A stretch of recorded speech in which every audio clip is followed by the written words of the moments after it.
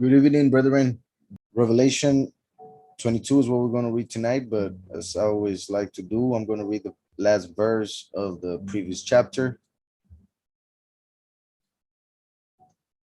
And it says, "And there shall by no means enter into it whatever is unclean, neither anyone doing abomination and falsehood, but only those who are written in the Lamb's book of life." That is regarding the New Jerusalem, which will be our city for eternity. So now, Revelation 22, which, like I have said, and I even forgot, I think last week, when I think it was the previous week when Celio mentioned it, uh, the fact that the book of Revelation, since it has 22 chapters, it can be connected to the 12 letters, to the 22 letters of the Aleph Bet. And this, the number 22, of course, would be the Taf, which you cannot see right here. There you go. The Tav is the last letter of the Aleph Bet, and it represents a cross. And that is in the pictographic, it is a cross. It represents a sign, a mark,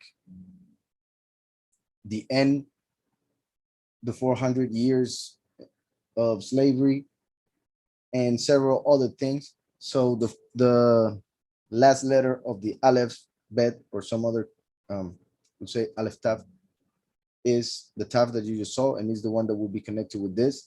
And therefore, we will read and see how it connects with it.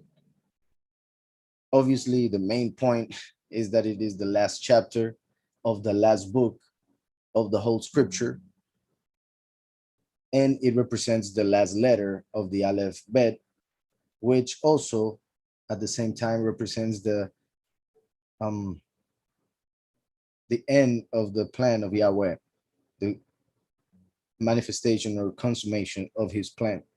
So, and I start with verse 1, and it says, "And he showed me a river of water of life, clear as crystal, coming from the throne of Elohim and of the Lamb."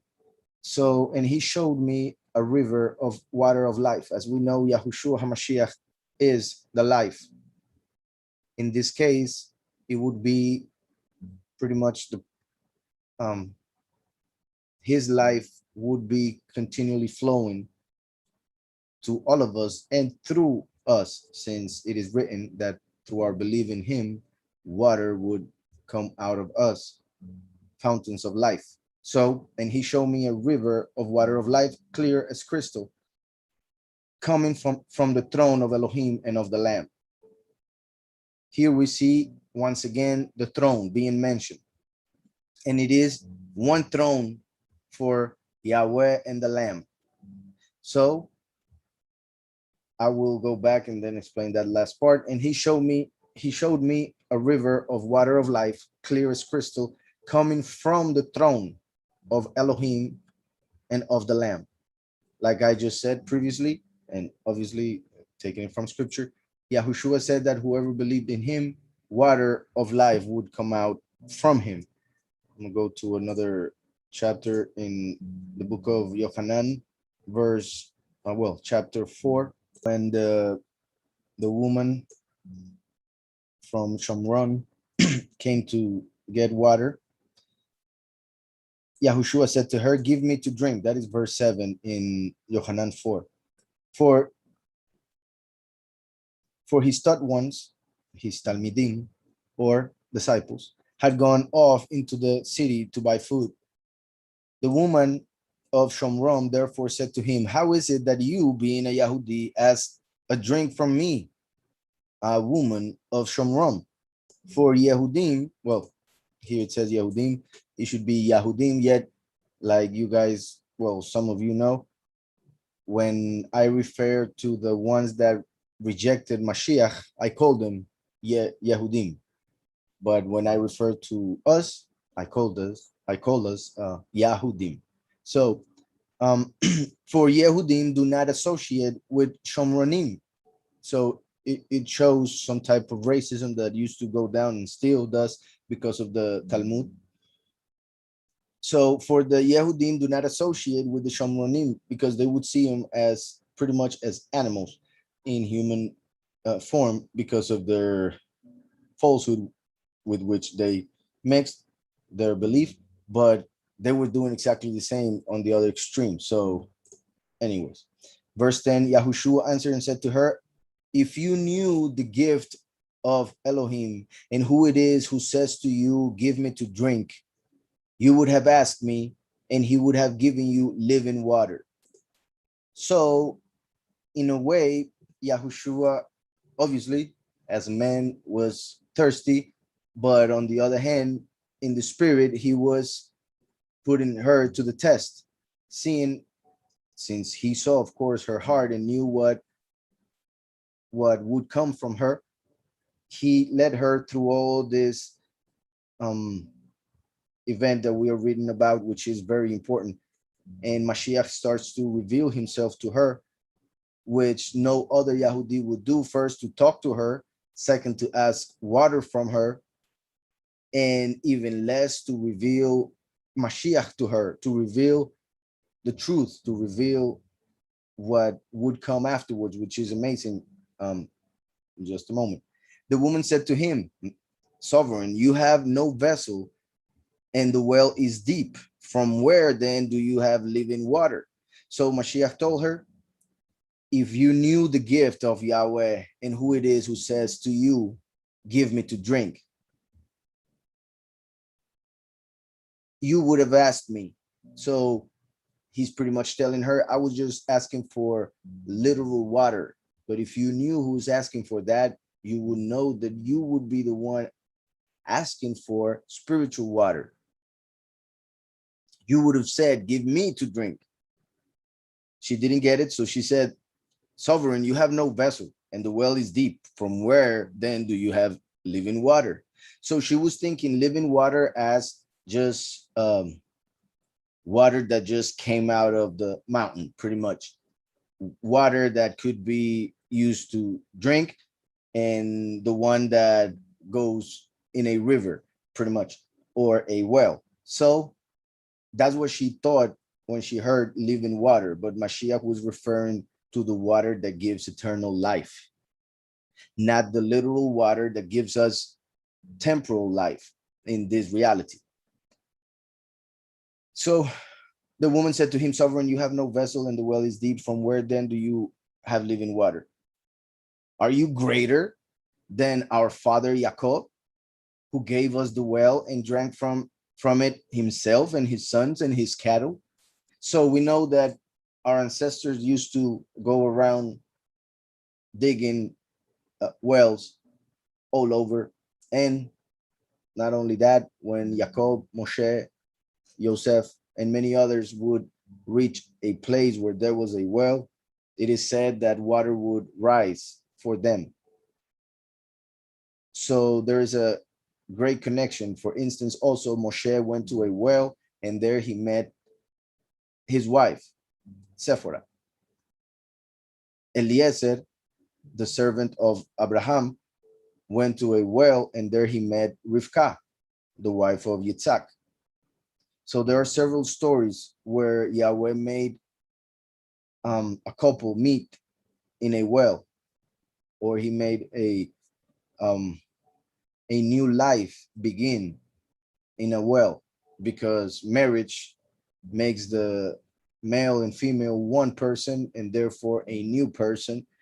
So that's why, in amongst other things, they would meet in a well, and then their new life would begin, just like new water would be taken from it. So she's thinking in the most literal sense, and she says about the well that Jacob gave the people. So she says, and I know we're in Revelation, I'm just going to read a little bit more. Are you greater than our father Jacob, who gave us the well and drank from it himself and his sons and his cattle? Yahushua answered and said to her, everyone drinking of this water shall thirst again, because it is temporal. It is of this reality, it is of this world, so it doesn't last, just like life in this reality. But whoever drinks of the water I give him shall certainly never thirst. And the water that I give him shall become in him a fountain of water. That is the verse. And the water that I give him shall become in him a fountain of water springing up into everlasting life. So whoever believes in Mashiach, Mashiach makes that person well, pretty much. So that water will spring from that person. So, and the water that I give him shall become in him a fountain of water, springing up into everlasting life. So the story continues and is very powerful. The woman said to him, Sovereign, give me this water so that I do not thirst nor come here to draw. So she was still thinking in the literal sense. She still didn't get it. Like humanity, pretty much, they get stuck in the flesh, in the letter, etc. She represents the congregation that is in falsehood, yet is recognizes Mashiach through the testimony, well, in this case of our time, of the witness like Moshe. And it is because she first sees him as a prophet. Verse 19, the woman said to him, Sovereign, I see that you are a prophet.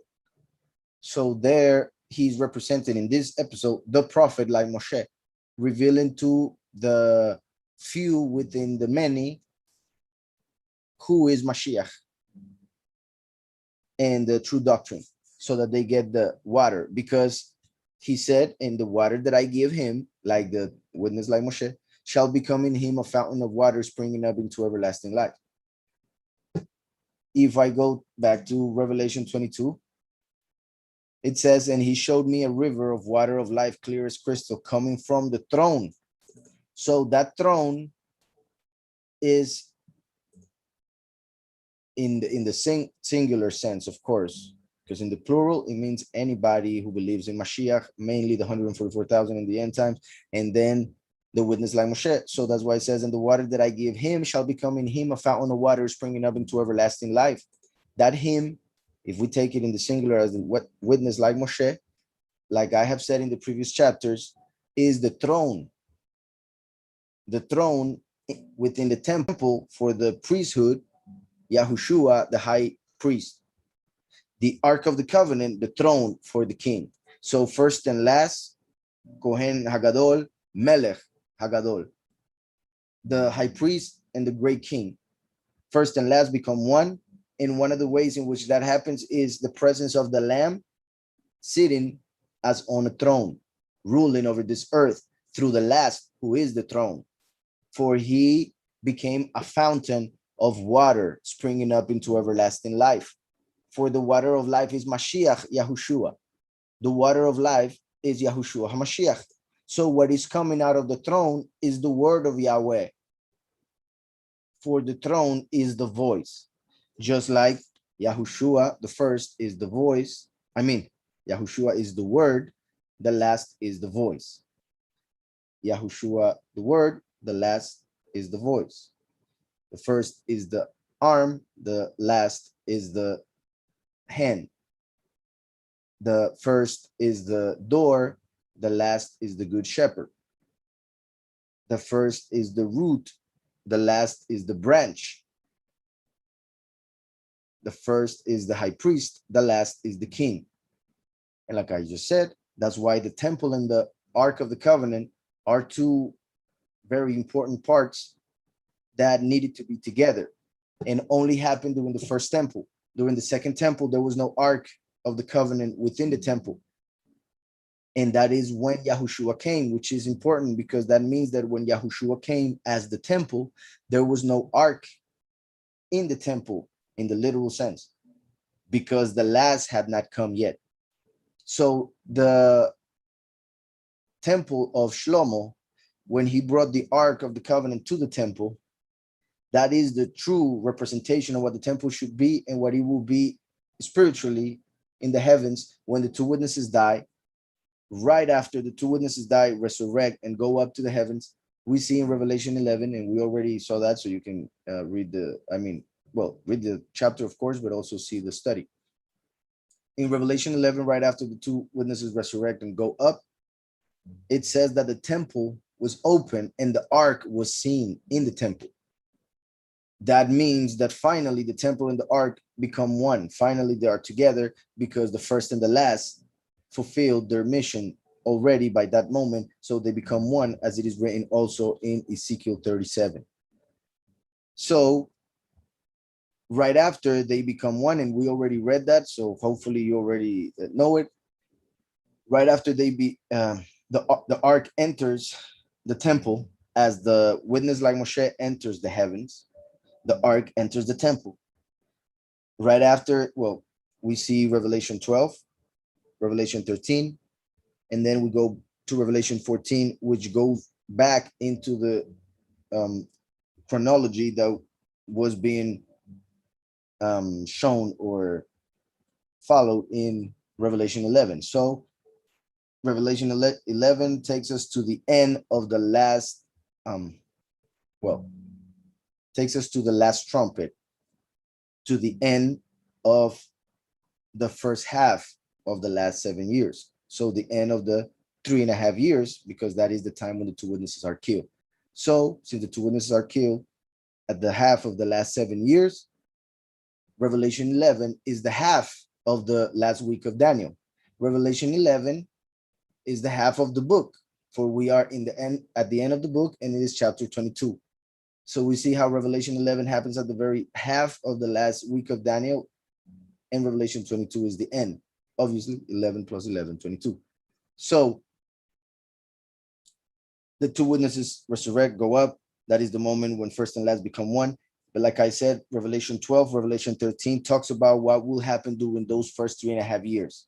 And 13 even takes a little longer after those 3.5 years, meaning what is said in that chapter refers to even more time than 3.5 years.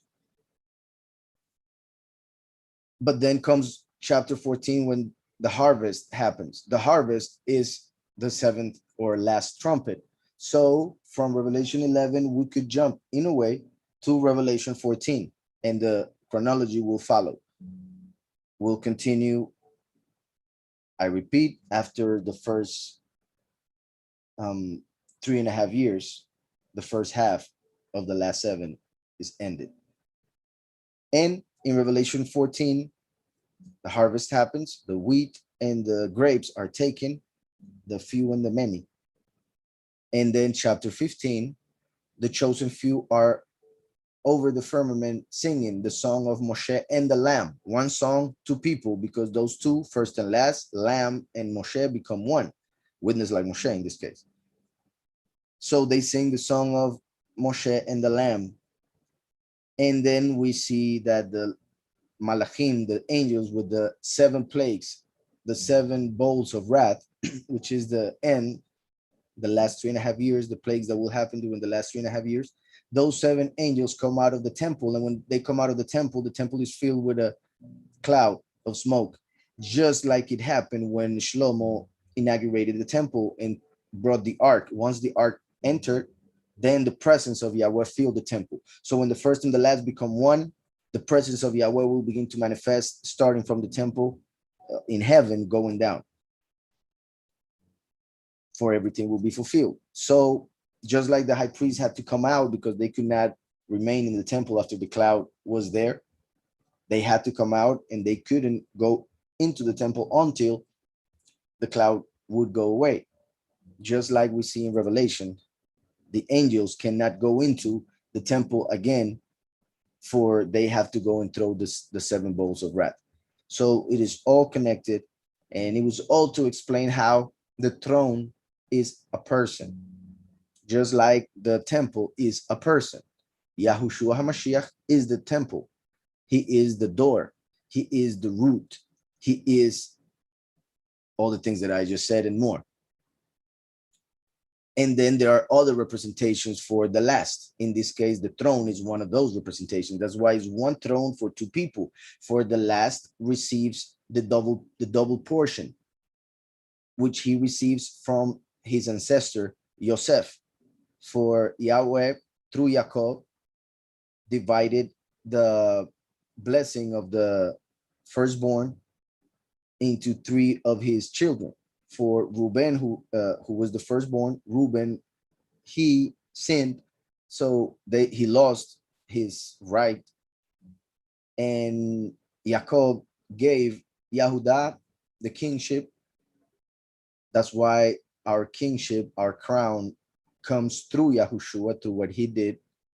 He comes to make us a kingdom of priests, or kings and priests. So Yahushua, who came to give us pretty much everything through his sacrifice, he gave us the kingship. Like Yahushua came from the tribe of Yehudah. However, it's interesting that the last becomes king, because through Yahushua, he becomes the branch of David, therefore spiritually from Yehudah. So that's how he can rule, for he receives the double portion, the physical and the spiritual. Through Yahushua receives the spiritual, and the physical through what he did or does or still needs to happen. So the second was the priesthood, which was given to the Levites. And the third was the double portion, which was given to Yosef. And those three represent Mashiach, Eliyahu, and the witness like Moshe, those three tribes. And also in Genesis 49, when their blessings are given. So, and he showed me a river of water of life, clear as crystal, coming from the throne of Elohim and of the Lamb. So the throne of Yahweh and the Lamb, the two within the throne, the presence of the Father and the Son. In the middle of its street, and well, I hope it was clear how the water of life is coming out of the throne. So the throne became the fountain of water, springing up everlasting life. I repeat, the throne is the person who became, the him who became the fountain of water, springing up into everlasting life. That's why now from the throne of Yahweh and the Lamb, water of life is coming up, clear as crystal, crystal clear, like the song, huh? In fact, I think I used that verse. So verse 2, in the middle of its street and on either side of the river was the tree of life. On either side of the river was the tree of life. So the tree of life on each side of the river, once again, this connects with the psalm in which David speaks of how we must be like the trees that are right next to the river, so that our leaves don't fall, that we remain pretty much green all the time and giving fruit. So we have the river of life and the tree of life. Both obviously come from Yahushua HaMashiach. Yahushua is the water of life. So that's why the river and the tree of life. And obviously, as we know, when it comes to the physical, trees need water in order to create or give form to the fruits. So that's why that tree will get all its water from the river of life. Because even though it is something higher than just a tree, like I have said, I have no doubt there will be a literal tree. And as we, I think, are about to read, the nations will need to come to us to ask for the leaves of the tree, for it will help them heal, for they won't be like us in the sense of our bodies. Instead, they will need healing still, the nations. But I'm getting ahead of myself. So in the middle of the street and on either side of the river was the tree of life. which bore 12 fruits. Yeah, here it is. Which bore 12 fruits, each tree yielding its fruit every month. Isn't it perfect? Like I already said, how we are ending month tonight, and you see how it had to appear something that had to do with the month. Tomorrow is the fourth month. So, which bore 12 fruits like the 12 months. This is important because if the Jewish calendar was true, and I mean the Jewish made by Hillel, and I don't mean Lucifer Hillel, I mean Hillel, the person that they follow, well, many of them follow, at least his opinions and everything, and his calendar, which he calculated so that Pesach wouldn't fall the same as they and a bunch of other things. In their calendar, which is wrong because they follow the moon, which they took from Babylon. In their calendar, they have one extra month, 3 or 4 times in a matter of 7 years. So it is very common to have a new month, yet we don't ever see that in scriptures. We don't ever see scriptures telling us that there are 13 months. And for instance, we see here, would that mean that the tree would give us 12 fruits, but then will give us a 13 if we need it? That is not ever said in scriptures regarding a 13th month. And one of the ways in which they hide that fact is by calling the 13th month Adar 2 or second. So they give it the same name as the 12th month so that they can say pretty much that when Adar appears in scriptures, could be one or the other, which makes no sense, of course, either, but just in case. So it says, which bore 12 fruits, 12 fruits, just like from Jacob came 12 fruits, the 12 tribes, connected to the 12 constellations through which the sun goes around throughout the year, the 12 months, which bore 12 fruits, the 12 Talmidim, the 12 disciples also, each tree yielding its fruit every month. And the leaves of the tree were for the healing of the nations. The leaves of the tree were for the healing of the nations. So first of all, I've always wanted to ask a Christian, mainly a pastor, of course, who are the nations here and why they never speak about it? Never, ever speak about nations in eternity. Why would they be there? How did they get there? Etc. etc. So that's the first one. What nations?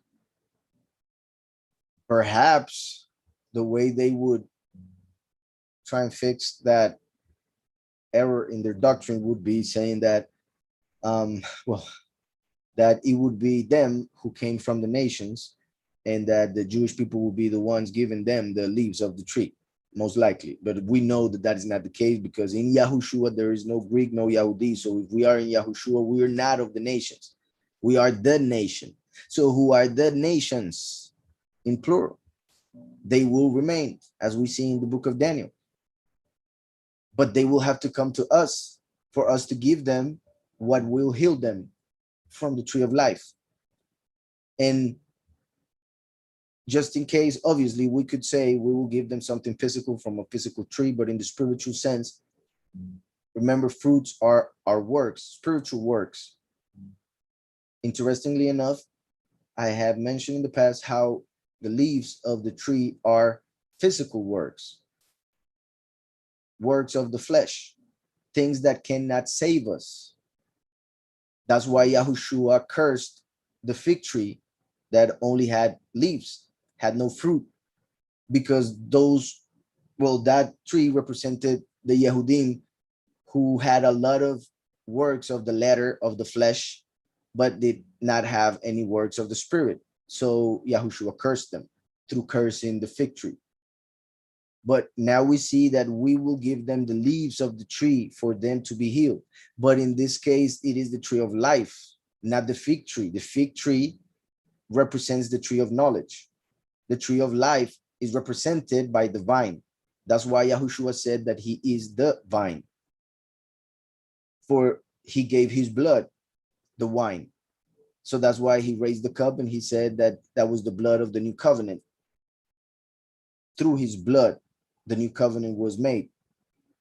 So he is the life represented by the vine.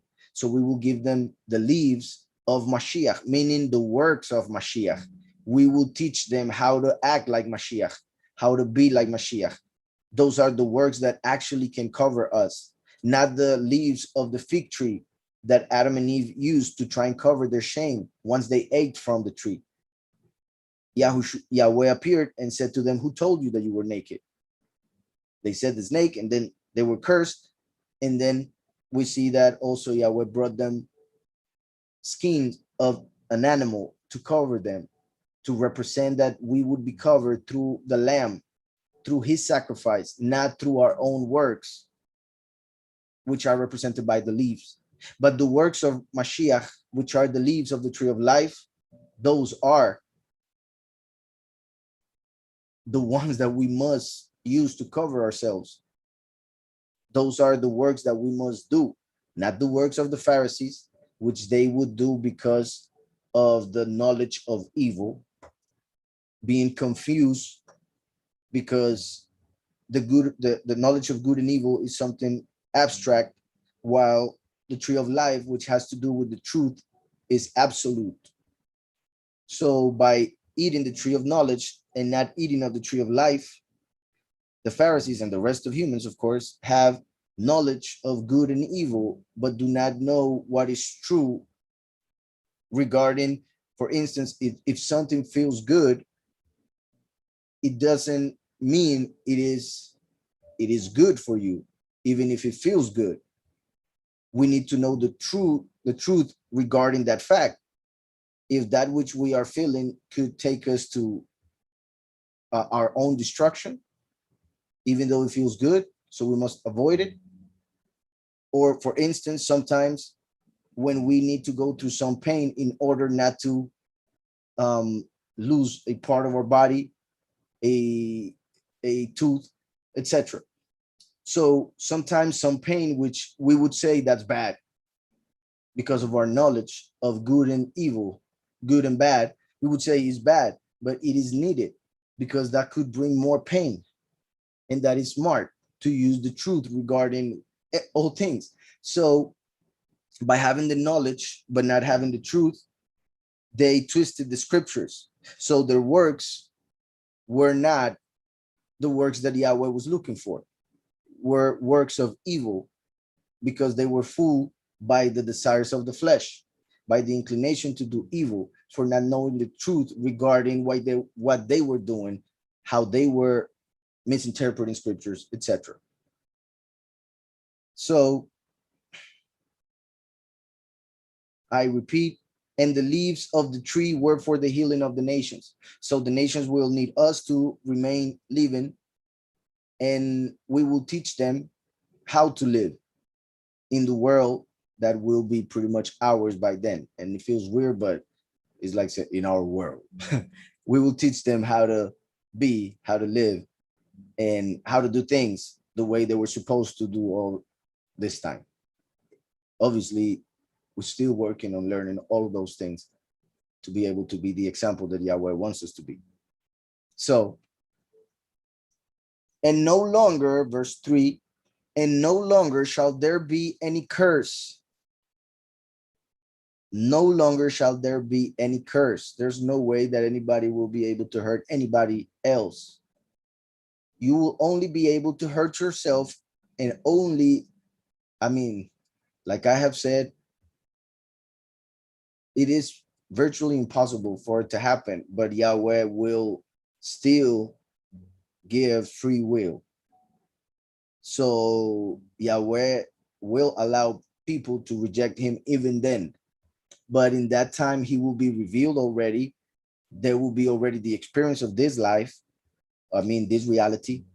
There will be already a new body without the inclination to do evil. And we will know the truth regarding all things that are good or bad, and therefore anybody who, I mean, there's no way to really, for me at least, to think of anybody who would sin the unforgivable sin, which is not only unforgivable in this reality, but also will be in the other reality, as Yahushua said it, the blasphemy against the Ruach HaKodesh.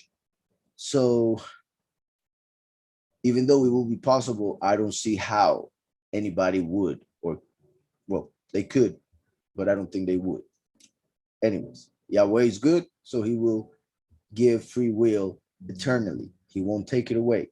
But the fact that he will be revealed is pretty much as taking the free will. That's why he is hidden in this reality. In this reality, he is hidden so that people can choose to believe in him or not. But then he will be revealed. It will be clear who he is, and therefore there will be no person who would say or claim to be an atheist. So our free will pretty much is seen in all its splendor in a reality where the person doesn't really know what is and what is not, because he hasn't eaten of the tree of life, which is truth, because the truth will make you free from what? From that blindness of this reality. Hope that's clear. Yahushua is the light. So that's why he allows us to see the error in the false doctrines, the error in our, even our own actions, and, well, everything else pretty much. So, and no longer shall there be any curse, and the throne of Yahweh and of the Lamb shall be in it. Once again, if we're talking just about a throne, a chair, why is it being mentioned all the time, over and over again? Why is water coming out from it? Why does it speak? Because we saw a previous chapter where the voice came from the throne, and pretty much the water coming from the throne is him preaching of Mashiach. So that's why trees of life are around or on each side of that teaching, of that word, which is the life. So, and the throne of Yahweh and of the Lamb shall be in it, and his servants shall serve him. Shall serve who? For he said Yahweh and the Lamb, but he's talking about the throne. For he said the throne of Yahweh and the Lamb shall be in it, and his servants shall serve him. So his servants shall serve the throne. In fact, that is a way in which it is said to serve the kingdom, to serve the throne or the crown. So pretty much just like a king is dressed in in splendor and gets a crown and sits on a throne to show his kingship, his power, pretty much the Almighty will cover himself or get dressed in a person. And that person is the one that he will use to show his power, pretty much, in a few words. So, and no longer shall there be any curse, and the throne of Yahweh and of the Lamb shall be in it, and his servants shall serve him. My point previously was that it doesn't say shall serve them, because if it was talking about Yahweh and the Lamb, it should have said them. But it says him because it is talking about the throne. And by saying him, it shows that it is a person. Obviously, by serving the throne, who is a person, he, they will be serving those who are sitting on the throne, for they will be, in a way, controlling what that person will do, for he is the throne. He is just the aspect that is seen as mighty, while the actual thinking, the actual actions come from he who sits on it, which will be Yahweh and the Lamb. So, and his servants shall serve him. And they shall see his face, and they shall see his face, and his name shall be upon their foreheads. Obviously, right, if we take this as not talking about the throne, the he over there would be Yahweh, of course. In the highest way of interpreting this, we'll be talking about Yahweh. But the way it is written is showing how Yahweh and the Lamb, his son, will be manifesting through a person who happens to be the throne.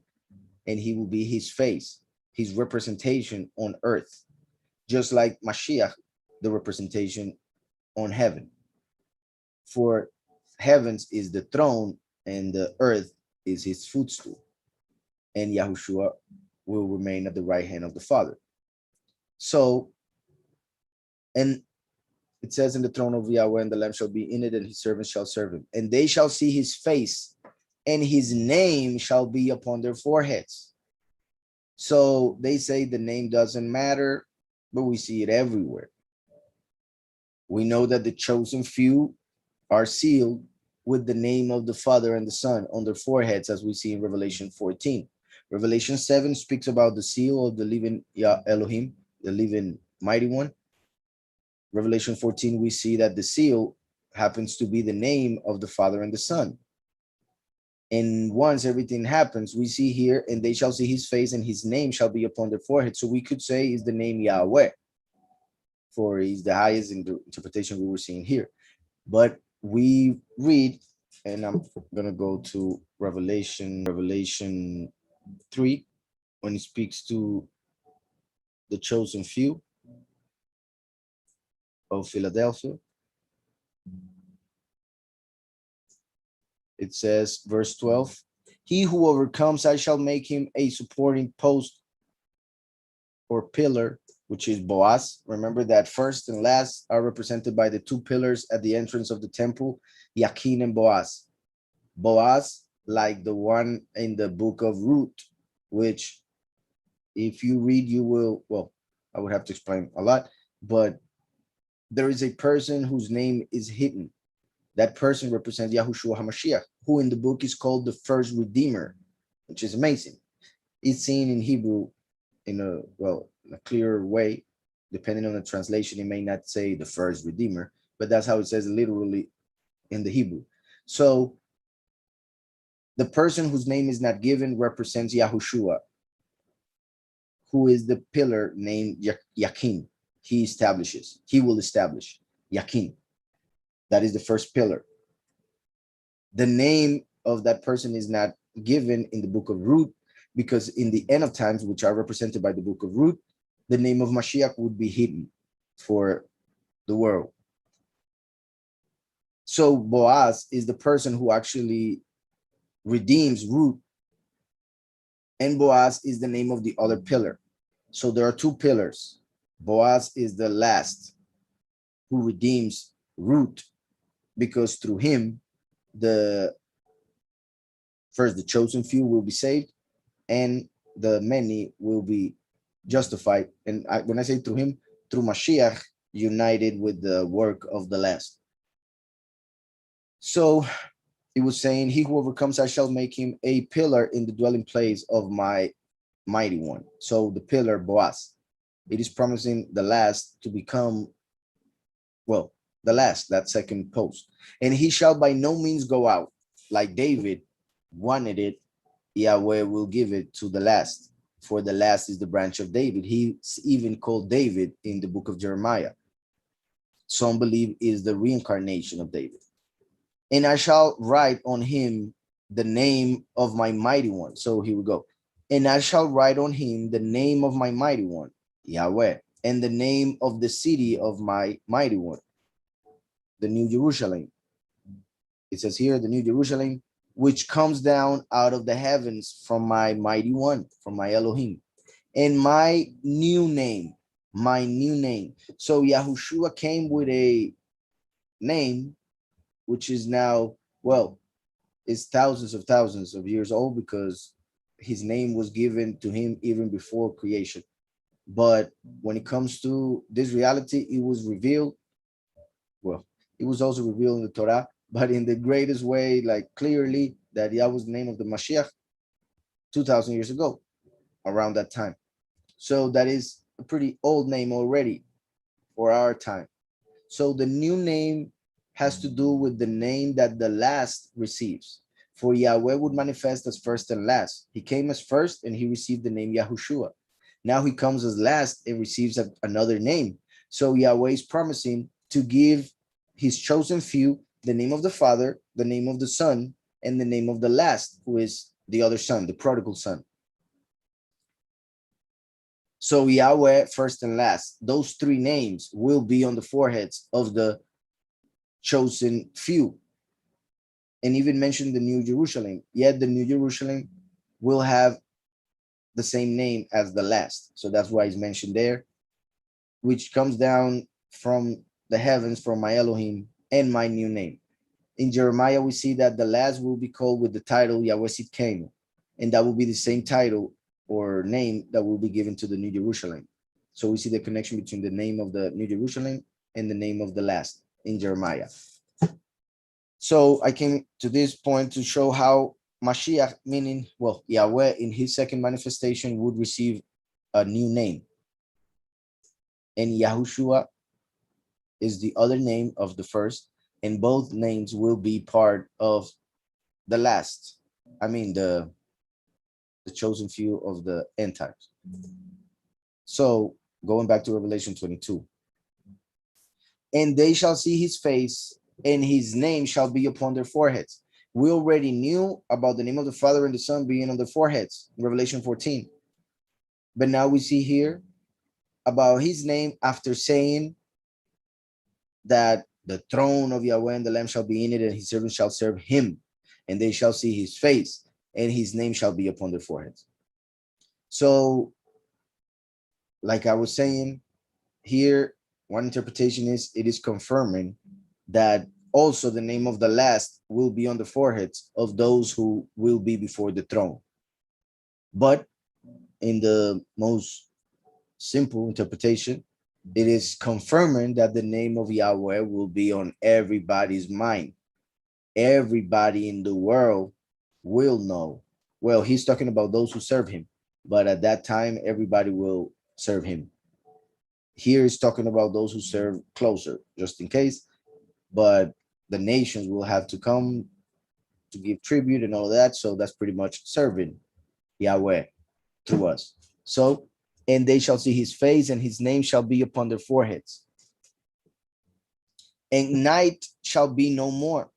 Night shall be no more. Look how it just said that his name shall be upon the foreheads. And then right afterwards, it says, and night shall be no more. I say that because once we accept the name of the Father and the Son, then he gives us the light so that we are no longer in darkness regarding the truth. Like the five virgins that had no oil. So, and night shall be no more, and they shall have no need of a lamp or the light of the sun. It doesn't say that it won't exist.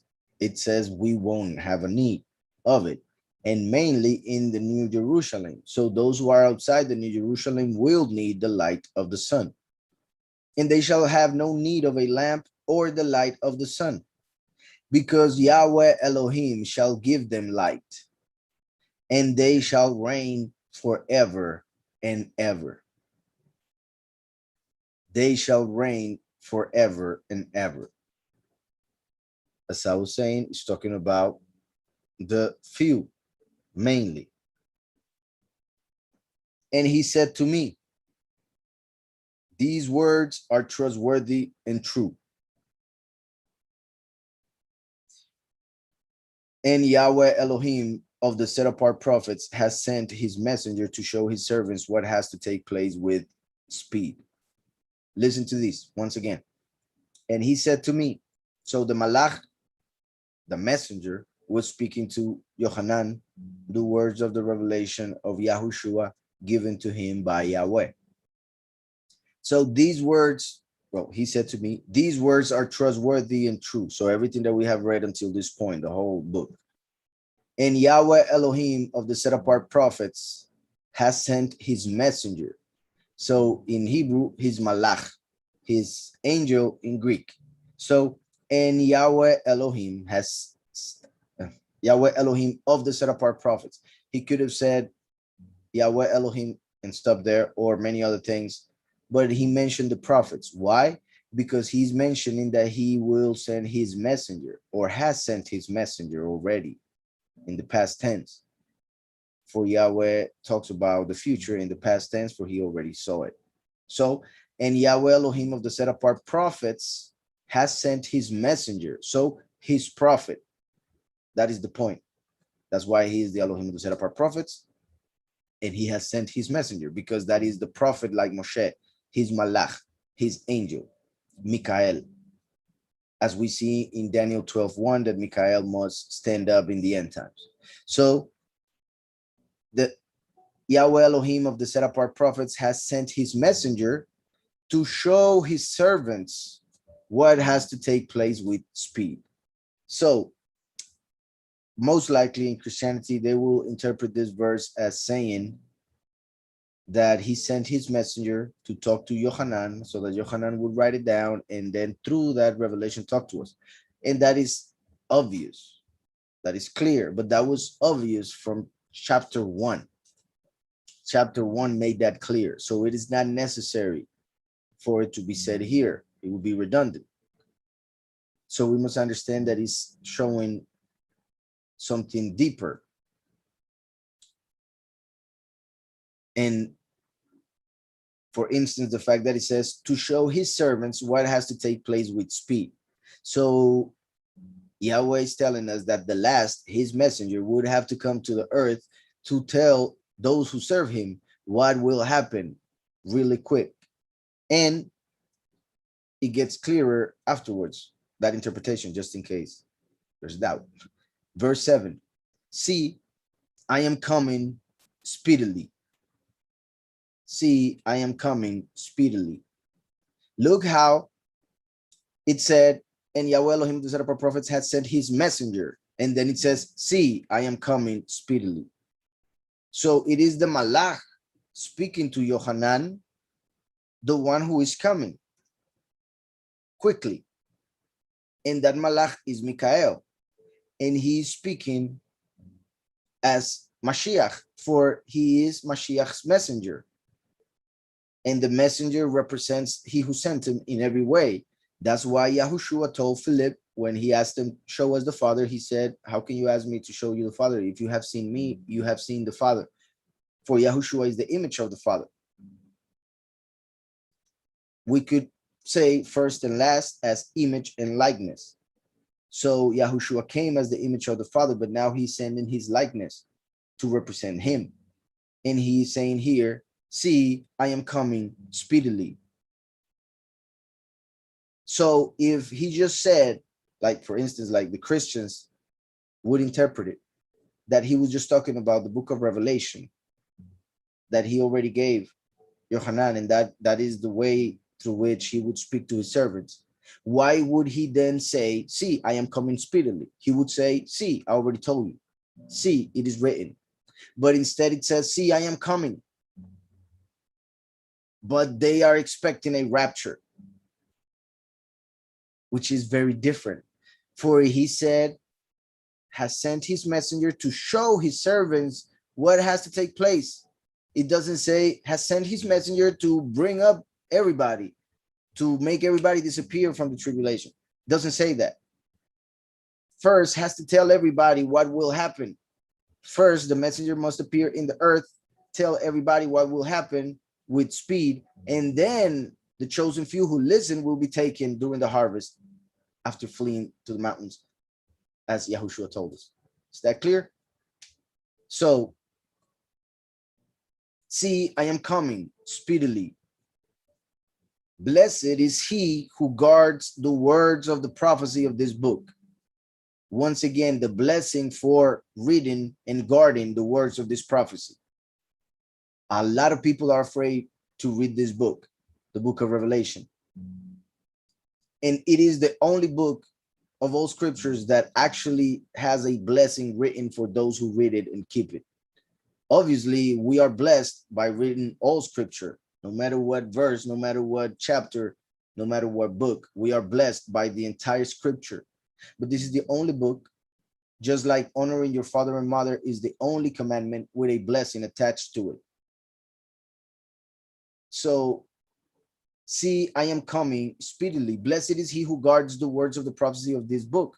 So Yahushua didn't say about get ready because you will disappear anytime soon.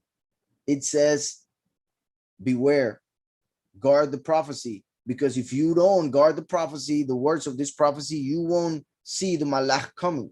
You won't see the messenger. You won't expect the messenger. Is that clear? So, see, I am coming speedily. Blessed is he who guards the words of the prophecy of this book. And I, Yohanan, saw and heard these matters. And when I heard and saw, I fell down to worship before the feet of the messenger who showed me these matters. And he said to me, see, do not, for I am your fellow servant. This is important because we don't see this happening before Mashiach died and resurrected. When Mashiach died and resurrected, he raised us as humans up to the level of Malachim. That's why the Malach tells Yohanan, no, don't do that. We are the same. I repeat, once Mashiach came, he raised us up to the level of the Malachim. That's why the apostles in Hebrew are pretty much Malachim. And that's why we see Philip being taken to go and help an Ethiopian understand scripture, when one could have said, why not the angel? But the apostles became the angels at that moment when Mashiach resurrected. So, and I, Yohanan, saw and heard these matters. And when I heard and saw, I fell down to worship before the feet of the messenger who showed me these matters. And he said to me, see, do not, for I am your fellow servant and of your brothers, the prophets, of your brothers, the prophets, and of those who are guarding the words of this book. Worship Yahweh.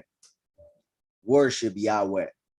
Just in case, and this is not saying anything obviously against Mashiach, for it is written that he is worthy of worship, for he is the image of the Father. So that is the only image, and I mean in the spiritual sense of what image means, that we can follow. So the fact that it says worship Yahweh shows the point of the entire scriptures. For Yahushua himself said, Yahweh is greater than I. Yahweh is greater. The Father is greater than the Son. That is obvious. And Yahushua made it clear that the Father was greater than him.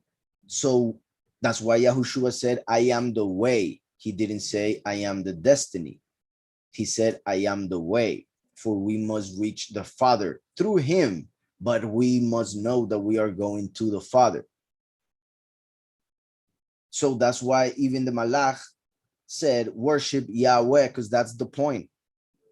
That's also what Yahushua came to tell us. That was the point. Yahushua was not was not looking to be worshipped himself. He was looking to serve the Father, fulfill his mission, be obedient. And he learned obedience through suffering, as it is written. And that's how he received all things, and even to become worthy of worship. But why? Because he is the way to the Father who we must worship. So, and of those who are guarding the words of this book, worship Yahweh. And he said to me, do not seal the words of the prophecy of this book, because the time is near. This is huge, because when Yahweh appeared to Daniel, and well, there's a part where Daniel appears to, I mean, Gabriel appears to Daniel. But there's another chapter in scripture that it doesn't say it is Gabriel. And through what it says, it seems to point to the person that reveals the things to Daniel being Mashiach, Yahushua, before coming in the flesh. And he's the one that says to Daniel that in the heavens, the only one helping him at that time was Michael. So while the word Mashiach was given word to Daniel, Michael was helping in the heavens. When Mashiach came in the flesh, he said in John 3:13, Yohanan 3:13, and I'm going to go read it because I think it's important. It says, and no one has gone up into the heavens except he who came down from the heavens. Well, they made it short here, the Son of Man. And that is something that sometimes translators do when they cannot understand what is being said. So they are like, no, this is wrong because I cannot understand it. So I'm going to change it because people who read it may get confused. And they don't see that what they are doing is changing the scriptures, which is a huge issue. It says, no one has ascended to heaven, but he who came down from heaven, that is the Son of Man, who is in heaven. Who is in heaven. So how could the Son of Man be in heaven if Yahushua was on earth? So that's the confusion that makes some take that part out. Yahushua himself said the Son of Man who is in heaven while he himself was on earth, because that is just like Mashiach came to speak to Daniel. Michael was in the heavens. Daniel 10. We have now Yahushua on earth again, but now in the flesh, saying that the Son of Man is in the heavens, and then speaking about the Son of Man coming in the end times. When the Lamb, Yahushua himself, would be at the right hand of the Father in the heavens. So when the first came, the last was in the heavens. When the last comes, the first is in the heavens. That's why in Revelation 6, the Lamb opens the seal, and on the earth, the last appears, the Son of Man. I hope that's clear. So it says, and he said to me, do not seal the words of the prophecy because the time is near. If we go to Daniel 12 and look how this verse that we just read connects directly to Daniel 12 by this verse that we are about to read. And by doing that, not only connects, as I have explained, the book of Daniel is pretty much the book of Revelation of the Old Testament, the Tanakh. So the book of Daniel is the book of Revelation of the Old Testament, just in case. So it has a lot of connections. Well, they have a lot of connections with each other. So let me go to Daniel. Daniel 12. Daniel 12, which connects to this moment that we just read. It says, and those who have insight shall shine like the brightness of the expanse or the firmament, and those who lead many to righteousness shall to righteousness like the stars forever and ever. But you, Daniel, seal the words. In Hebrew, seal the words. Well, it says here, and I'm just saying because it's a little bit different. But you, Daniel, hide the words and seal the book. Hide the words and seal the book.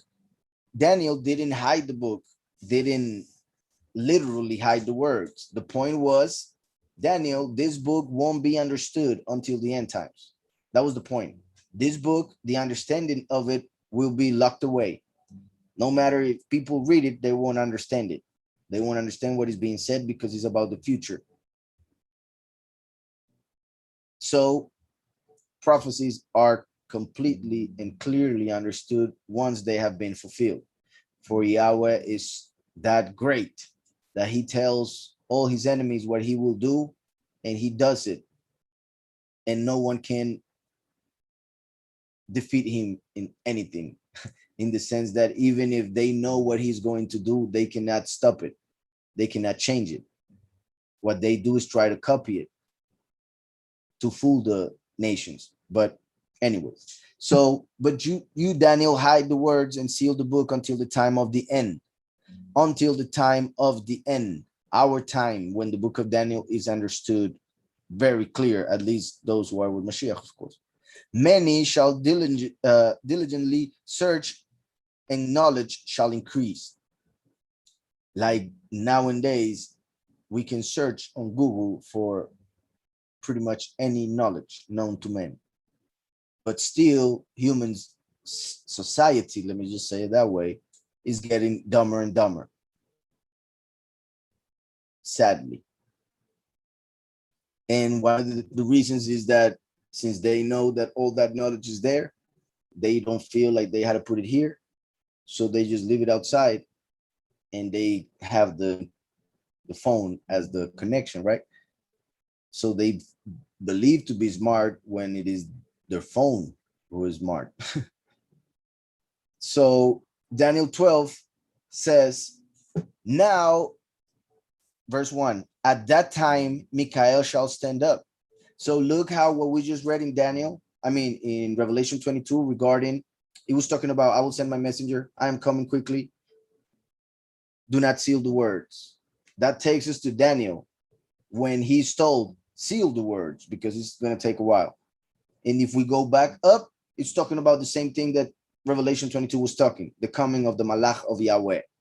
Now at that time, Michael shall stand up, meaning just like Yahushua came, he stood up on this earth by being born through a woman.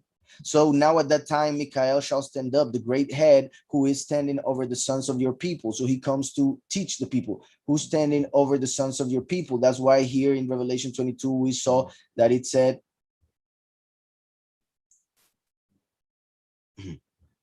these words are trustworthy and true. Yahweh Elohim of the set apart prophets has sent his messenger to show his servants what has to take place with speed.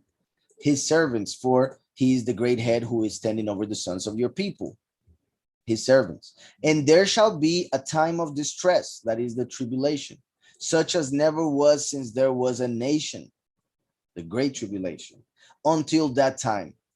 And at that time, what time? The time of the tribulation, not before it, as in Christianity they are taught, but through it. So, and there shall be a time of distress. When? When Michael comes to save the people of Yahweh, such as never was since there was a nation, until that time. And at that time, the end times, your people shall be delivered. So at that time of distress, at that time of tribulation, Yahweh's people will be delivered, not before it. Everyone who is found written in the book. What book? The one that we just mentioned in Revelation 21 at the end of it, when I read the last verse of it, right at the beginning. So going back to Revelation 22, and he said to me, these words are trustworthy and true. And Yahweh Elohim, I already said that a long time ago, so let me go to verse 10. And he said to me, do not seal the words of the prophecy of this book. So imagine that, pretty much 1900 years ago, I would say is even more, but that's what most people say regarding when this book was written, Revelation. So I'm just going to say, round it up to 2000 years ago, this book was given. And 2000 years ago was said already, the time is near. So this, a lot of people take it to not believe in scriptures, even though everything is being fulfilled. They take this as saying, how near? That's 2000 years ago. That's a long time, because they are thinking with their small minds, which only last around 80 years at the most. Well, in most cases. But they are not thinking outside the box, as in Yahweh has eternity to do all things. So how would he do it? Why would he do it? When would he do it? We should look for all of that in scriptures, yet people do not want to believe, because that means they must change. They must get better. They need to learn. They don't want that. They want to play. And they cannot even do that anymore now because of the COVID. So, because the time is near, it was near already 2000 years ago. So imagine how near it is now. We may not even be near. We may already be in it. That's how close we are. So, and he said to me, do not seal the words of the prophecy of this book. So that book could be understood back then already through the Ruach HaKodesh. Obviously, as Yahushua told in Acts 1, his disciples, not the matter of times was not given to them to understand. Why? Because there were 2,000 years to go, and there were a lot of things that needed to be written for us in our time. And if they would have known, they would have not written those parts. Meaning, if they would have known that 2,000 years had to go by, they wouldn't have focused so much in the end. And we needed them to focus on that subject. They didn't even know that their letters were going to be part of the what we call the new covenant. So in this case, of course, this one, Yohanan, I'm pretty sure he knew. He should have. But I'm talking about the letters of Yohanan, the letters of Paul, and those books. So do not seal the words of the prophecy of this book, because the time is near.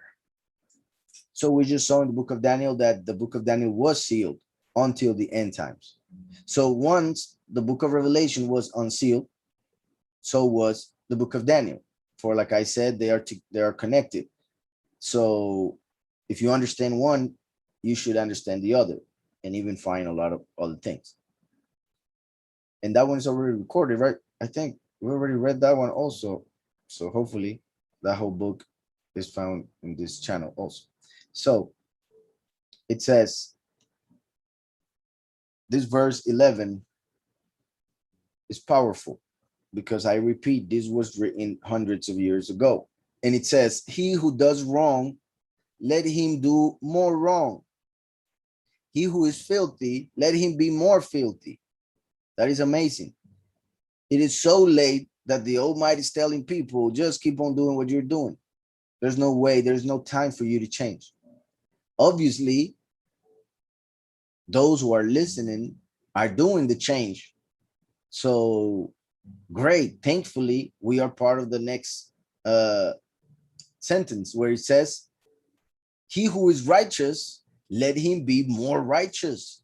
So since we have become righteous through Yahushua HaMashiach, through our belief in his testimony, what he did, then we must become more righteous. But we need to understand this verse even more now in the time in which we are, because many times we're going to talk to people who do not want to listen, who are not righteous. They are just getting filthier and filthier. And it's hard to understand it. It's hard to see it. But it is a reality that we must get into our heads. So he who does wrong, let him do more wrong. He who is filthy, let him be more filthy. He who is righteous, let him be more righteous. He who is set apart, let him be more set apart. And see, I am coming speedily, and my reward is with me to give to each according to his work. I'm coming speedily, and my reward is with me to give to each according to his work.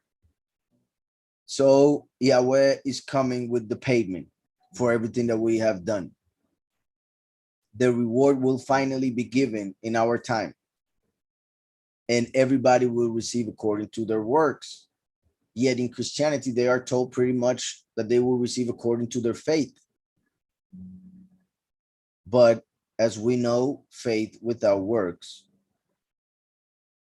is dead. So a person that does not do works of the Spirit, the works that Yahushua taught us, that person does not have faith really. Because if she or he had faith really, then that person would act according to what is written. And that would mean that he or she is doing works. So that's why we will be judged by our works, because our works show our faith. So, see, I'm coming speedily, and my reward is with me to give to each according to his work. Look how it said, I'm coming speedily twice, which could be taken as the 2,000 years or 2 days that would pass until the coming of Yahweh to this earth again. Also, remember that this is the last chapter of scriptures, last chapter of scriptures. And this is where we find this verse in which we read, I am the Aleph and the Tav, the beginning and the end, the first and the last.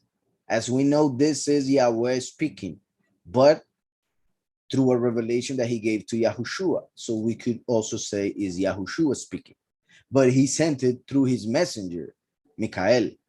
So he said it, so he was speaking it also. Because first and last are Mashiach and Michael, who are the two manifestations of Yahweh. So I am the Aleph and the Tav, the first and last letter of the Aleph Bet. These are the Aleph and the Tav,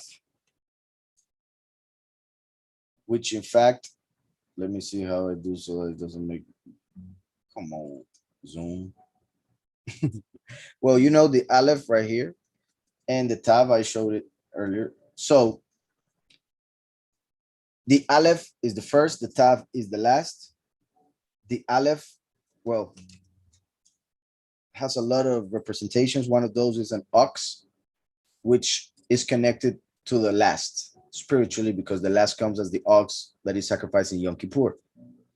But it represents first and power, strength. So that is Yahushua, who came first to give us strength so that we can do all things through him who strengthens us. But remember that the Tav I said was a cross, which represents how Yahushua the first would die. So Aleph and Tav represents the first on a cross. Aleph and Tav also represents the ox that will seal the chosen few in the end times. So Aleph and Tav connects to the first and connects to the last. And there are several ways in which we can also connect them, just in case. So Aleph and Tav, just the Aleph represents the first and last. For instance, remember that the Aleph is the union of two letters, Yud, one up here and one down here, and a Vav in the middle. The Yud has the value of 10. So two Yuds, we have 20. 10 plus 10, 20. And then the Vav has the value of 6. So the Aleph, which as the one letter has the value of 1, by the letters that are used to create it, represents the value 26, which is the value of Yahweh. And this represents the union for the Vav unites. The Vav is like the word "and" in English. In Hebrew, the letter Vav is what unites. It is a connection. In fact, it is a nail. So the Vav is like the connection between the first and the last. He who came from the heavens, he who came up from the earth. So first and last united by the sacrifice of Mashiach, and also represents heaven and earth and the firmament in the middle. All the creation made by Yahweh in one letter, and the name Yahweh also represented there. So I am the Aleph and the Tav.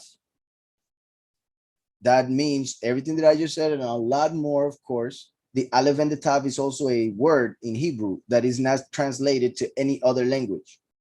So it is a word that doesn't have a direct translation.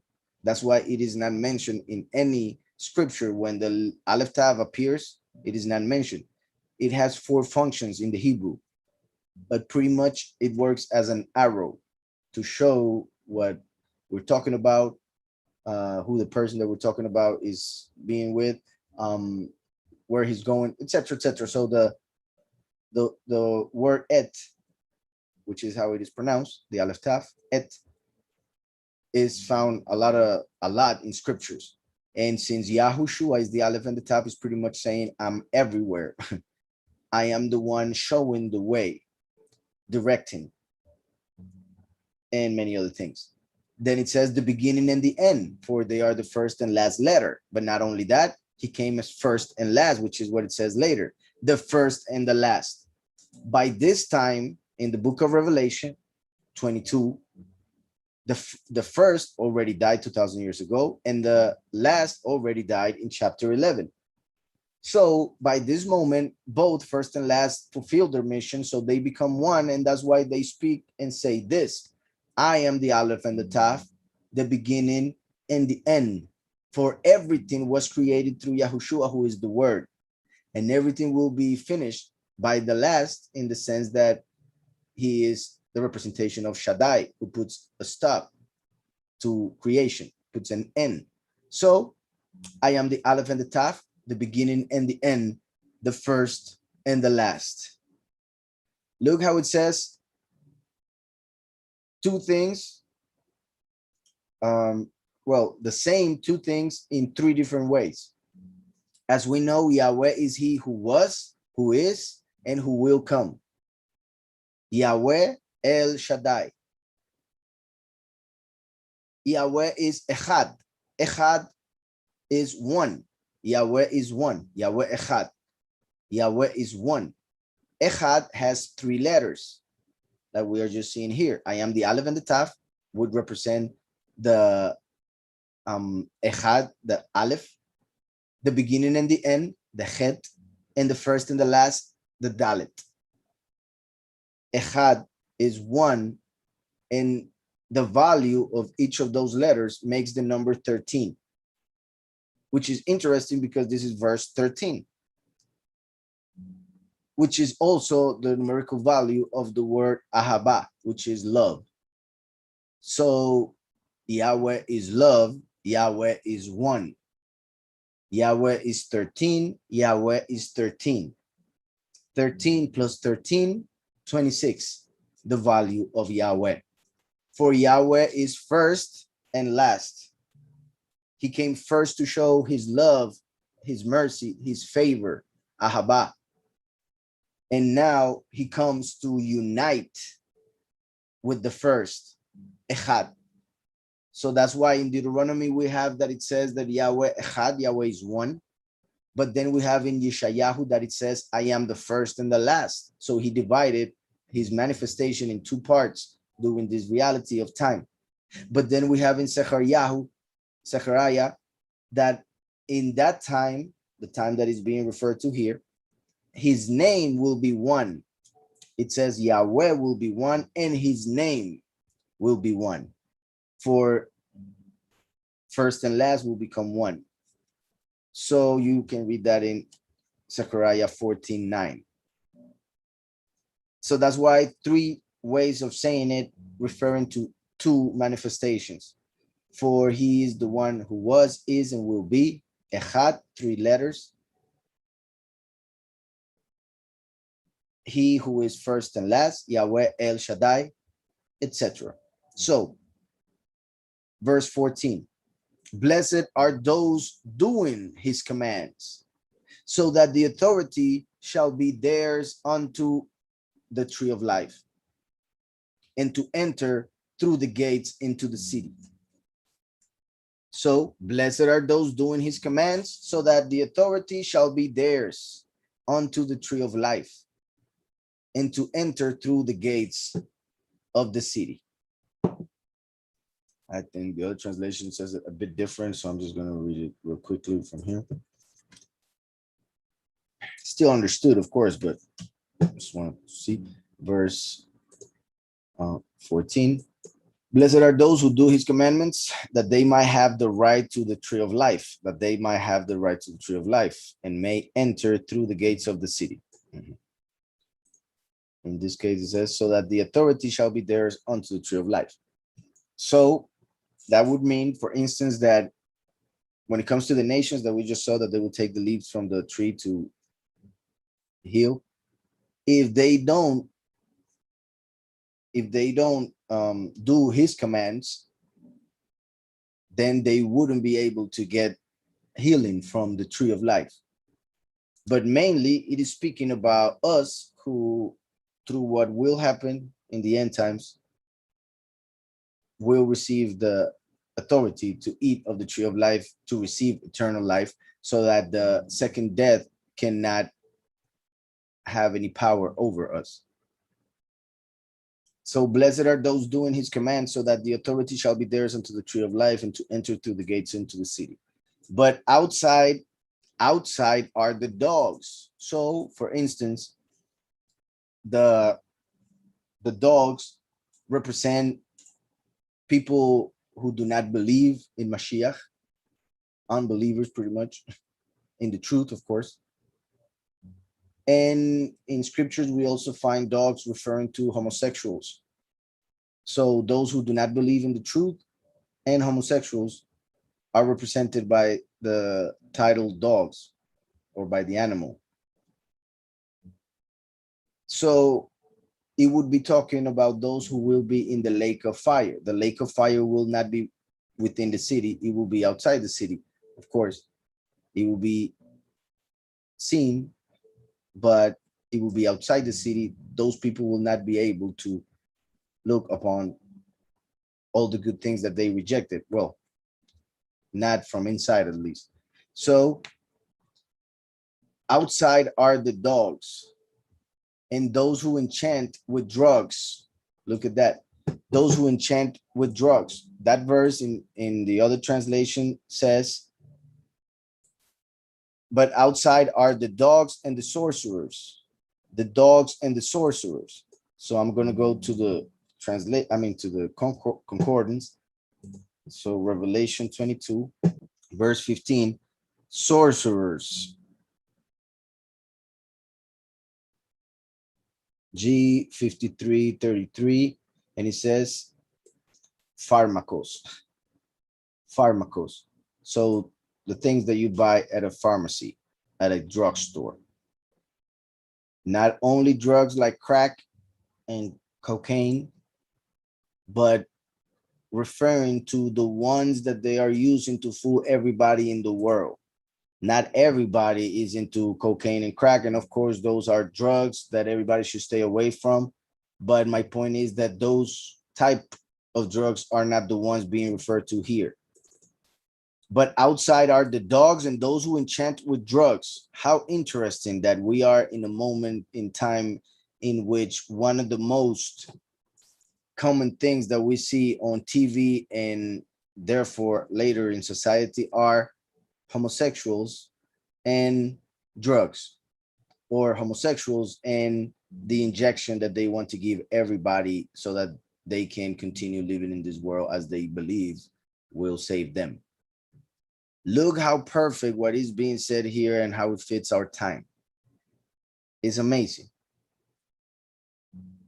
But outside are the dogs and those who enchant with drugs and those who whore, meaning idolatry. Obviously, also literal whoredom. But what it means here, because it started with dogs, it's talking about the spiritual sense of what is being said here. I mean, dogs represent homosexuals and those who do not believe in the truth.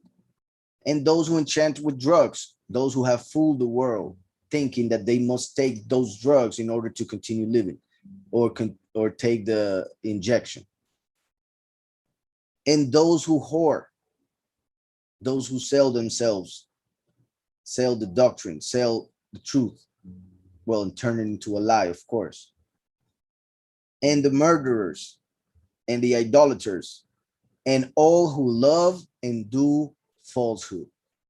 They will all be outside, meaning in the lake of fire. But the point is, they won't have the great pleasure to enter the gates of the New Jerusalem, which we have, well, pretty much no idea of how amazing, beautiful, great it will be.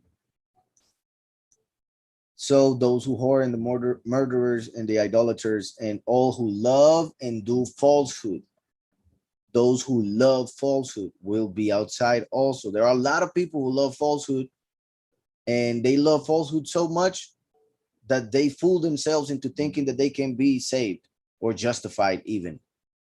For they love falsehood so much that they hide behind it until they themselves are fooled and therefore fools. I, Yahushua, verse 16, I, Yahushua, have sent my messenger to witness to you these matters in the assemblies. So look, it's the third time that is being said in this chapter. And I was just thinking about how interesting that this is the chapter 22. So it is connected to the letter Tav, which is the last. And it has mentioned 3 times already that the messenger, who happens to be the last, the Tav, is coming. So it has to do with the Tav coming, with the last. So I, Yahushua, have sent my messenger. So just like Michael as the messenger of Yahweh throughout the Old Covenant, we see here how Michael is the messenger of the word of Yahweh, which is Yahushua HaMashiach. So I repeat, Yahweh sent as messenger Yahushua. Yahushua sent as his messenger the last. And then the last will have the witness like Eliyahu as his messenger. So I, Yahushua, have sent my messenger. And listen to this, to witness. My messenger to witness. That's why in Revelation 11, we see that in the end times, 2 witnesses must appear. I just mentioned the second, Eliyahu. So the witness like Moshe, Michael, and the witness like Eliyahu, the 2 witnesses of Revelation 11. Yahushua himself is saying it. I am sending my messenger to witness to you these matters in the assemblies, in the congregations. So why are they expecting a rapture? They are expecting to disappear without listening to Yahushua's messenger. They are expecting to be gone. They are not expecting no messenger because they believe that the message is the book of Revelation and that's it. And I repeat, we just read earlier how it said, see, I am coming speedily. Blessed is he who guards the words of the prophecy of this book. So he's coming speedily to give witness of what is written in the book. So he did not just come for the book. He gave the book and then he said, I am coming afterwards to give witness, just so you know. So that's why it also said, Elohim had of the set apart prophets had sent his messenger to show his servants what has to take place with speed, to show his servants. So guard the words of the book because I am coming speedily. And now we read here, Yahushua, I, Yahushua, have sent my messenger to witness to you these matters in the congregations. So the revelation was given 2,000 years ago, and Yahweh promised that he would send his messenger Michael to come and teach his people about what the revelation says, means, and all of that as one of the 2 witnesses. And once again, I repeat to you, it says, messenger to witness to you these matters in the assemblies. In the assembly. So he has to appear in the congregations, talk to the pastors, talk to the people, tell them how false their doctrine is. If we go to Revelation 2, for instance, well, it says here in verse 5, so remember from where you have fallen and repent and do the first works, or else I shall come to you speedily. Come to you speedily. We have read that many times here. I'm coming speedily. I'm coming speedily in Revelation 22. So he's saying it here, or else I shall come to you speedily and remove your lampstand from its place unless you repent. Unless you repent. Verse 16, talking to another congregation, repent, or else I shall come to you, once again, to the congregation. He said that he would come to the congregations, to you speedily. That word speedily or quickly, we have read it in this chapter 22 several times already, mentioning how the messenger of Yahweh and Mashiach must come, who happens to be the throne of Yahweh and the Lamb. So he must come to teach the congregations. And we see that it says, repent, or else I shall come to you speedily and fight against them with the sword of my mouth. So they are expecting a rapture. But he himself is saying, I will come speedily to your congregation, and I will fight with them who teach you falsehood with the sword of my mouth. So he must come to teach, he must come to speak, to preach. Yahweh as the last, coming to teach the true doctrine. Repent, or else I shall come to you speedily and fight against them with the sword of my mouth. And at the end of this same chapter, it says, and he who overcomes, and like I have explained, that refers to the last in the singular and to the few in the plural. And he who overcomes and guards my works until the end, guards my works until the end, to him I shall give authority over the nations. That is the one who gets the rod of iron, as we see in Revelation 12. He shall give, to him I shall give authority over the nations, and he shall shepherd them with a rod of iron. Shepherd them because he is the good shepherd. Yahushua is the door. The last is the good shepherd who goes through the door with the sheep of the Father. And he shall shepherd them with a rod of iron. Iron because he comes as a Gentile, not genetically, but in appearance. Just like Yaakov got dressed as Esau to get the blessing from Yitzhak.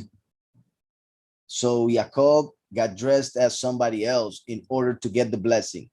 The last comes as Yaakov, dressed as Edom, as we see in Isaiah 63.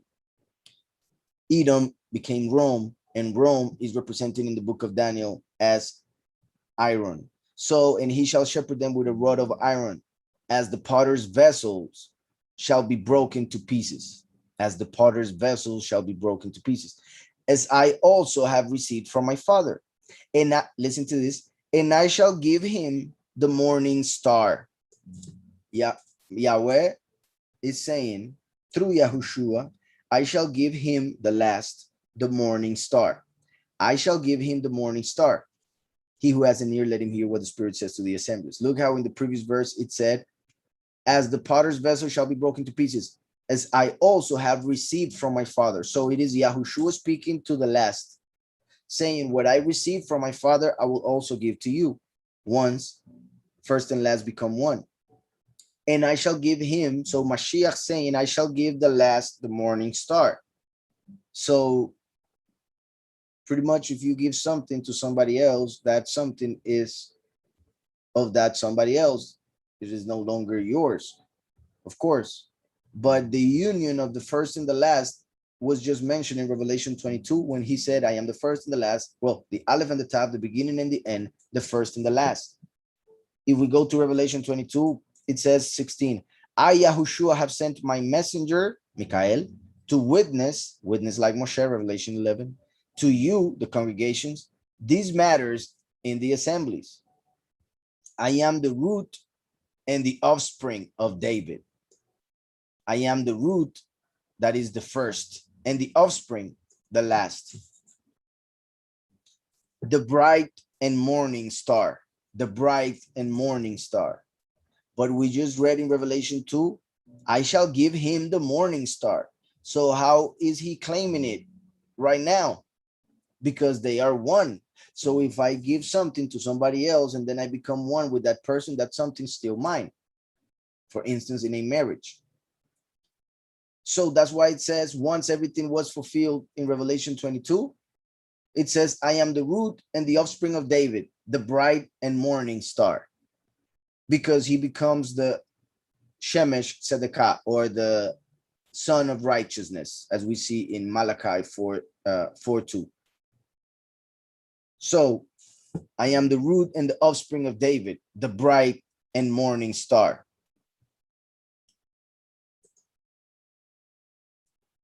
Also, remember that Lucifer, Halel, is called the morning star in Isaiah 14. Remember that the last comes as Yaakov. Yaakov is his name means supplanter, because the last as Yaakov comes to supplant, to take over the Elohim of this world and become the Elohim of the world. Take over from the sun god who is worshipped by the world, who goes down every afternoon to represent the falling of Lucifer, Halel, the morning star. And that power will be given to the last, who will become the son of righteousness. So that's why he's given the morning star. But then Yahushua himself claims to be the morning star, for he's the light, of course, that goes through that Shemesh, that sun. In the New Covenant, we see a very interesting moment between the Pharisees and I'm gonna go read it in this version. Interestingly enough, Matthew 22, Revelation 22, at the almost the end of the chapter. Listen to this part. This is amazing. And when the Pharisees were gathered together, Yahushua asked them. This is a question that if you ask any pastor this question today, they will give the same answer as the Pharisees. Still, even though it was revealed here, even though it has been there for thousands of years. So listen to this. And when the Pharisees were gathered together, Yahushua asked them, saying, what do you think concerning the Messiah? What do you think concerning the Messiah? Look how he didn't say, yo, I'm the Messiah. No, he wanted to know what was their view regarding the Messiah. Saying, what do you think concerning the Messiah? Whose son is he? This is the main question. Whose son is he? They said to him, the son of David. So that's the doctrine they had. That's the doctrine they still have. And as we know genetically, as we see in Matthew and in Luke, where we get the genealogy of Mashiach through Joseph, who was not genetically his father, but according to the law, therefore, he had the line of Yehudah.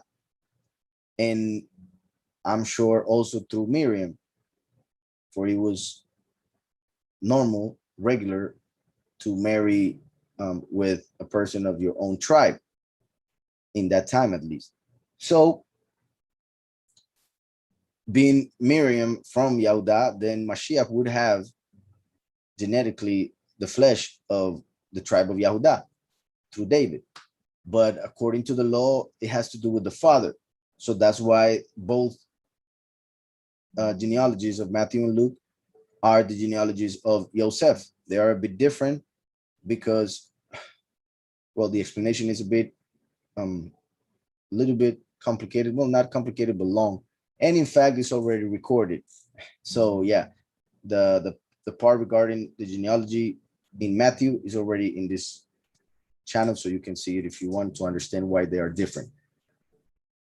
But going back to this question, Yahushua came through a virgin. So he is the son of the Father. He is the son of Yahweh. And that was the point he was trying to make here. That Mashiach, in fact, is the son of Yahweh. Is not like they think, the son of David. For they bring him down to flesh, not understanding that he is of the spirit, for Yahweh is spirit, and Yahushua is his son. And it is through Yahushua that we receive the Ruach HaKodesh. So, and the Pharisees were gathered together when Yahushua asked them, saying, what do you think concerning the Messiah? Whose son is he? They said to him, the son of David. That is the answer that most pastors would still give nowadays. He said to them, then how does David in the spirit call him sovereign or master? So Yahushua pretty much said, that's wrong. Because if that was the case, why did this happen in the book of Psalms?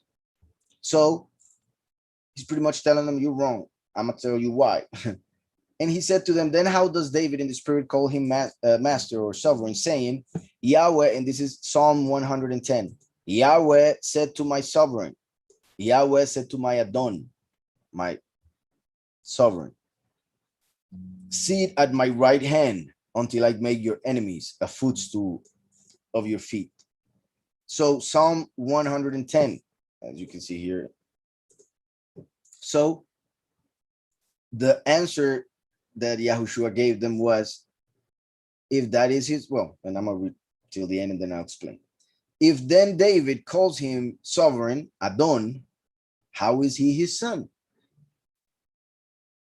Even though today a lot of people give titles to their children because of their love, or even sometimes even adoration or worship, which is wrong, of course.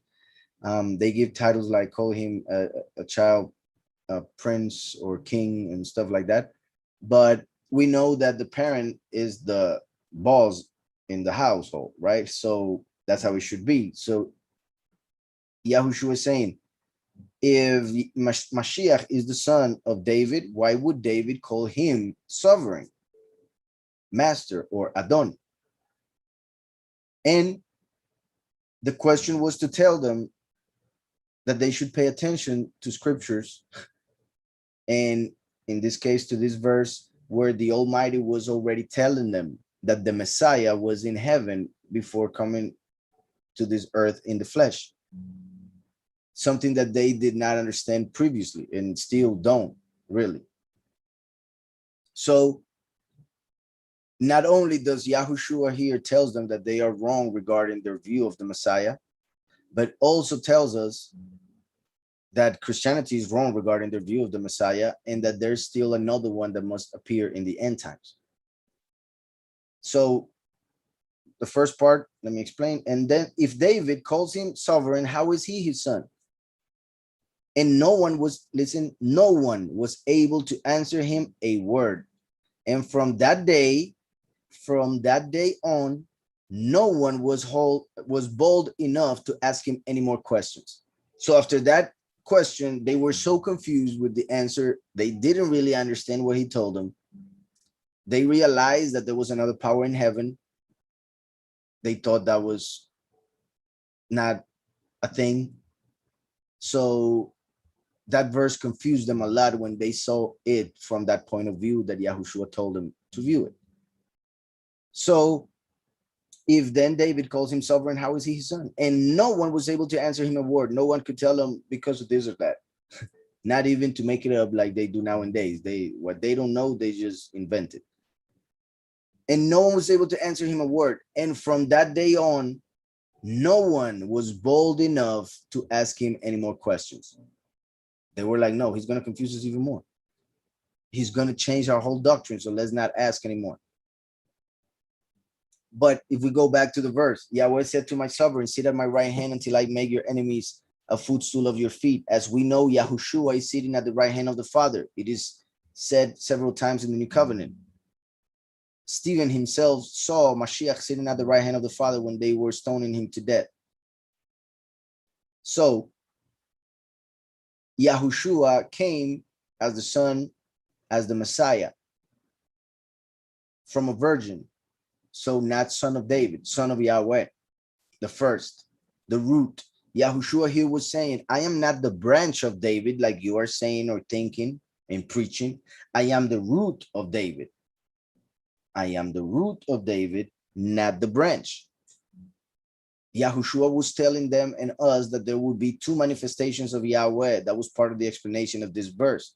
For Yahweh himself said to my sovereign, meaning Yahweh said to Yahushua, sit at my right hand, which he did after his resurrection, until I make your enemies a footstool of your feet. So Yahweh is telling Yahushua, sit at my right hand until I go down to the earth again. While you stay here, I go down again and I will bring your enemies, Lucifer and them, down to your footstool, which is the earth. For the earth is his footstool and the throne is the firmament. So Yahushua will sit and remain, as Paul said it, at the right hand until Yahweh comes to fulfill this part as the last, the branch of David. That's why if we go to Isaiah, Yeshayahu, chapter 11, verse 1, and a rod shall come forth from the stump of Yishai, and a sprout from his roots shall be fruitful. Yishai is David's father. So in the middle of the root and the rod or branch is Yishai and David. So the root of Yishai is the root of David. The root is Mashiach. Yahushua. Look, it appears 3 times in the chapter. We go to the next one. It says, and in that day, what day? Our time, the end times. There shall be a root of Yishai, standing as a banner to the people. What? A root as a banner. Yahushua is the root who went up to the heavens like a banner. Our banner, for we are one in him, one nation, for there is no Greek nor Yahudi. We are all one in him, for he is our banner in the heavens at the right hand of the Father. The root of Yishai. So in that day there shall be a root of Yishai standing as a banner to the people. Unto him the nation shall seek. They are seeking the Messiah, trying to find him, but he is at the right hand of the Father, like our banner. And his rest shall be steam. Where he is resting at the moment at the right hand of the Father is the most steamful place. He's the most is the highest place that anybody can attain, which is what Lucifer wanted. That's why he said, I will place my throne and be right next to him and be like Elohim. And that's why he came with the same lie to Eve and told Eve, eat of the tree and then you will be like Elohim. And I say lie in the sense that he was fooling himself and trying to fool Eve just the way he was fooling himself. But in fact, as we know, Elohim said they have become like us. So let's take away the tree of life so that they don't take from it. So verse 10, and in that day there shall be a root of Yishai standing as a banner to the people. Unto him the nation shall seek, and his rest shall be steam. So verse 1, and a rod shall come forth from the stump of Yishai, and a sprout from his roots shall be fruitful. So there is a root and a branch. That's why Yahushua in Revelation 22 said, I am the root and the offspring of David, the root and the branch. But in Matthew, he told the Pharisees, I am not the branch, I am the root, because he was the first. He had not come, Yahweh had not come yet as the last. So the first only said, I am the root. But in Revelation 22, we are already at the end of everything being fulfilled. First and last already came, already died and resurrected, become one. And therefore he can say, I am the root and the offspring of David. First and last. I hope that's clear. So verse 17 in Genesis 49, after reading what we just read in Isaiah 11 regarding the branch, the stump, the rod that would come out from the root of Yishai, we have in Genesis 49:22, Joseph is an offshoot of a fruit-bearing tree, an offshoot of a fruit-bearing tree by a fountain. His branches run over a wall. In Hebrew, we have pretty much, well, in a couple of those words, the same as in Isaiah. They didn't use the same English word, but it doesn't matter. You already know what an offshoot is. And branches, which is what we see here as rod and sprout. And it says, and a sprout from his roots shall be fruitful. A sprout from his roots shall be fruitful. And what does it say of Joseph? Joseph is an offshoot or sprout of a fruit-bearing tree. But that is Joseph. As I just said, Galatians, Romans, and other parts of scripture say that in Yahushua there is no Greek nor Yahudi. We are one. Yahushua is a Yahudi. Therefore, when we accept Yahushua, we get connected with him who is the root, and therefore we become Yahudim. So the last comes genetically from Joseph, spiritually from David or Yahudah, and in appearance from Edom, from Rome. So that's key to understand. That's why he comes like a thief in the night. Just like Yaakov got dressed with the clothing of Esav in order to go and take the blessing from Yitzhak. So now going back to Revelation 22, it says, I, Yahushua, have sent my messenger to witness to you these matters in the assemblies. I am the root and the offspring of David, the bright and morning star. And the spirit and the bride say, come. And he who hears, let him say, come. So you can say it at home. And the spirit and the bride say, come. And he who hears, let him say, come. And he who thirsts, come. And he who desires it, take the water of life without pain. That's beautiful. That's amazing. Take the water of life without pain. For I witness to everyone. I witness to everyone. Now talking as the witness. For I witness to everyone hearing the words of the prophecy of this book. If anyone adds to them, Elohim shall add to him the plagues that are written in the book. Listen to that warning. For I witness to everyone hearing the words of the prophecy of this book. If anyone adds to them, Elohim shall add to him the plagues that are written in the book. And if anyone takes away from the words of the book of this prophecy, Elohim shall take away his part from the book of life and out of the set apart city, which are written in this book. And if anyone takes away from the words of the book of this prophecy, Elohim shall take away his part from the book of life and out of the set apart city, which are written in this book. He that bears witness of these matters says, yes, I am coming speedily. Amen. Yes, come, sovereign Yahushua. Look how we keep saying, come, sovereign Yahushua, but we know that it is the messenger coming. For the messenger represents Mashiach. That's why it could be said to be the second coming. But when we say that, people understand it completely different than what it really is. So that's why I don't say it that much. At least in that way, of course. So he that bears witness of this matter says, yes, I am coming speedily. Amen. Yes, come, sovereign Yahushua. The favor of our sovereign Yahushua HaMashiach be with the set apart ones. Amen. So Yahweh bless you all, and hopefully this book will be a blessing for all of you now that it is complete.